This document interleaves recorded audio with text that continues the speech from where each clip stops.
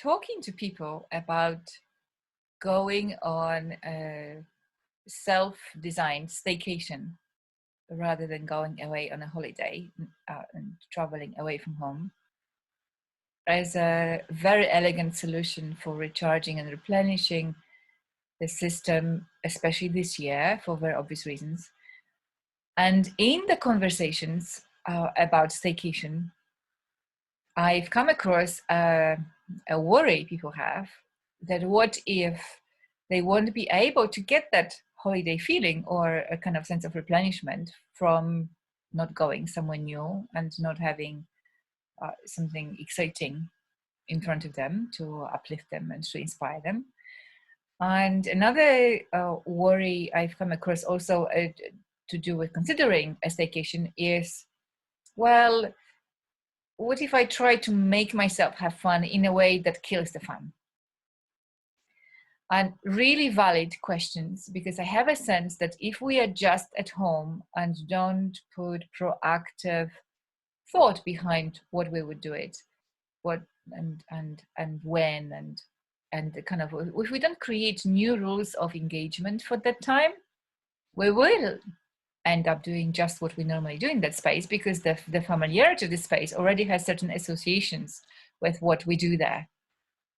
And indeed, just staying at home will not give the replenishing time by default. And many people perhaps would have experienced that through lockdown.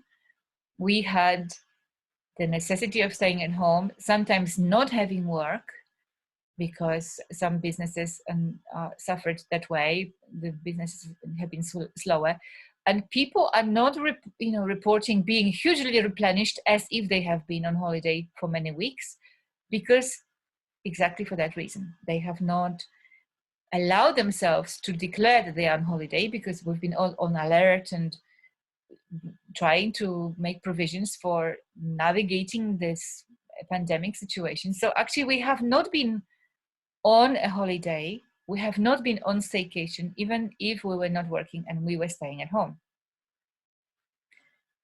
And when I ask people, what is it therefore that makes a difference between a feeling of holiday, of replenishment, of something really lovely, and that feeling lacking? One participant described this as a sense of wholeheartedness. That feeling that I am completely here, I'm enjoying the moment, there are no pressures or expectations, and I don't also have to behave in any particular way. What stays, what happens on holiday stays on holiday, that kind of feeling. It's almost as if a holiday allowed us for a short time to travel back to being more like a child, where it was okay to be spontaneous, it was okay to have fun, it was okay not to try to carry the weight of the world on our shoulders, but we could just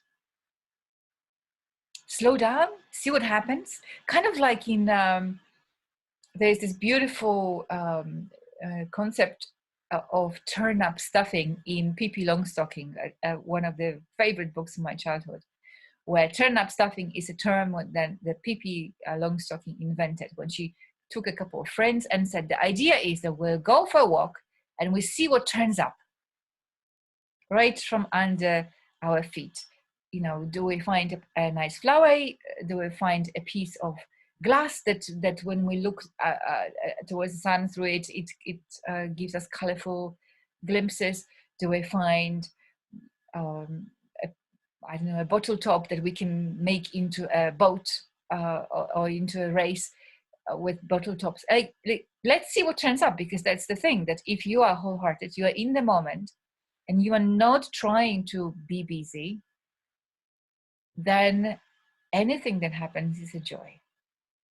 And so in that conversation, I thought, my God, imagine the added side effect benefit of figuring out how to access that mode of being, how to access wholehearted 5 minutes or 10 minutes when you feel like it, right from your normal environment, right from where you live. What if And indeed, I believe that a well-designed staycation is an opportunity to discover what it takes for you to access that kind of sense of freedom and replenishment and being in the moment. What it takes for you wherever you are, whether you're in the kitchen, at your desk, or in your garden. Because I kind of ask people lots of questions in order for them to figure out what would give them joy, what would allow them to let go of busyness, what needs they have for replenishment. And then when they design a program for staycation, the very staycation time itself is a time to experiment and to try this out and to discover how to step into that moment of wholeheartedness and anything goes, and let's discover a new feeling, a new way of being. A normal holiday may not give this feeling, because then we imagine that in order to have that feeling of freedom or playfulness, we need to be somewhere else, we need to be somewhere exotic, and we need to wait a whole year before we allow ourselves that mode of being. And as someone who has spent a lot of time in introverted hermit modes out of choice, conscious choice for various reasons, I know that that feeling is accessible actually any moment, but it takes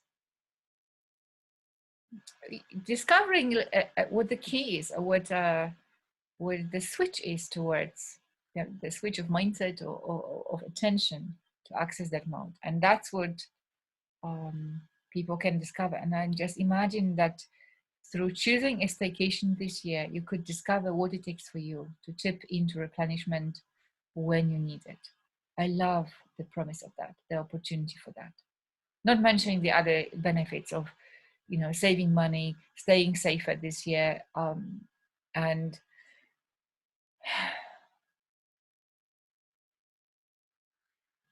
really allowing yourself to have fun and to replenish right where you are, right with who you are, without needing expensive conditions to access that opportunity. So that's what's possible, and that's what I'll be creating more conversations and support groups around, because I love what's available here through this elegant new format. Staycation, going away on holiday without going away. My name is Dorota Godby, and I love supporting people towards innovative, freeing, gentle solutions for overcoming overwhelm and accessing more freedom.